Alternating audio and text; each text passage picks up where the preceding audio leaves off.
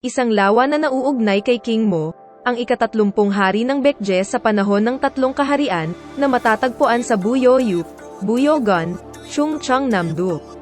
Ito ay isang malaking lawa na itinayo sa timog ng palasyo, sa panahon ng paghahari ni Haring Mo ng Baekje, at tinatawag na Gangnam-ji ayon kay Samguk Saki. Gayunpaman, hindi alam kung anong hugis ang ginawa ng lawa. Sa kasalukuyan, nananatili ang isang balon at ilang mga batong panulok sa paligid ng lawa, at sa silangan. Isang lugar ng pagtatayo may mga batong panulok at mga pira-pirasong tile na nakakalat maaaring makilala. Sa kasaysayan ng tatlong kaharian, Baekje Bunki, Artikulo 634. Ang ika-35 taon ng paghahari ni Haring Mo, noong Marso, isang lawa ay hinukay sa timog ng palasyo at tubig ay nakuha para sa tungkol sa 20 li. Magtanim ng mga puno ng willow sa iyong mga burol at lumikha ng isang isla sa gitna ng lawa. Bangjang Siyensan Mountain sinasabi. Ginaya ko ang Note 2, at sa ika-39 na taon sa paghahari ng parehong hari, sinasabi, sa ikatlong buwan ng tagsibol, pinalutang ng hari at reyna ang isang bangka sa isang malaking lawa. Samantala, sa Samguk-yusa, sa ikalawang mo dinastiya ng Gyi, ang pangalan ni King Mo ay Jang. At habang ang kanyang ina ay naging isang babaeng namatayan ng asawa at tumira sa isang bahay malapit sa Namji Pond sa Seoul. Ipinanganak niya si Jang sa pamamagitan ni Jong kasama ang isang dragon na nakatira sa lawa. Ang kanyang pangalan noong bata pa ay Sodo. At napakalaki ng kalibre niya kaya mahirap bilangin. Matapos ang pagbagsak ni Baekje, nasira ito at ang lugar sa paligid ng lawa ay ginamit bilang bukirin. At ang kasalukuyang laki ng lawa ay mas mababa sa 10,000 payong. Lumilitaw na ginamit ng pond ang mga kurba ng natural topografiya. Ang mga pader na bato at mga puno ng willow ay nananatili sa gitna ng ang lawa at sa gilid ng tubig, at mga labi mula sa panahon ng Baekje, tulad ng mga palayok at tile, ay nahukay sa paligid ng lawa, kaya ipinapalagay na ang isla sa pond ay isang isla Jinagaya si Bangjang Siyensan Mountain. Isa itong isla kung saan nakatira ang mga immortal sa gitna ang East Sea.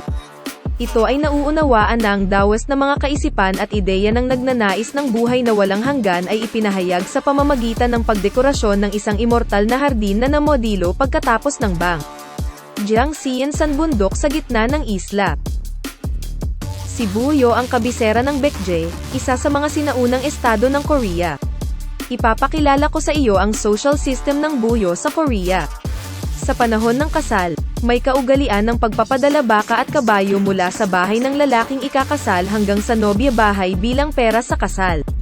Bukod pa rito, mahigpit na ipinagbabawal ang pangangalunya. At kung ang isang lalaki at isang babae ay nangalunya o kung ang kanyang asawa ay nagseselos, siya ay pinatay. Sa partikular, ito ay itinuturing na masama upang makita ang kanyang asawa na nagseselos. Kaya siya ay pinatay at ang kanyang katawan ay itinapon sa isang bundok mabulok.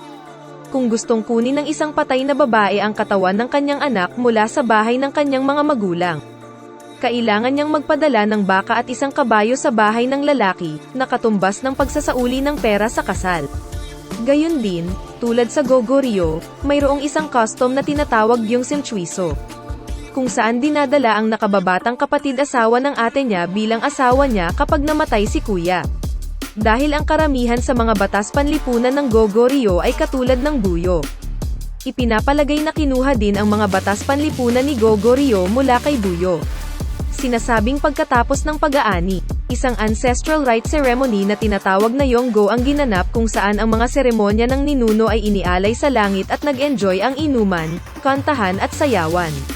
Sa makatuwid, madalas itong binabanggit kasama ng Gogu Reyes, Alay at Dongyis Muchon.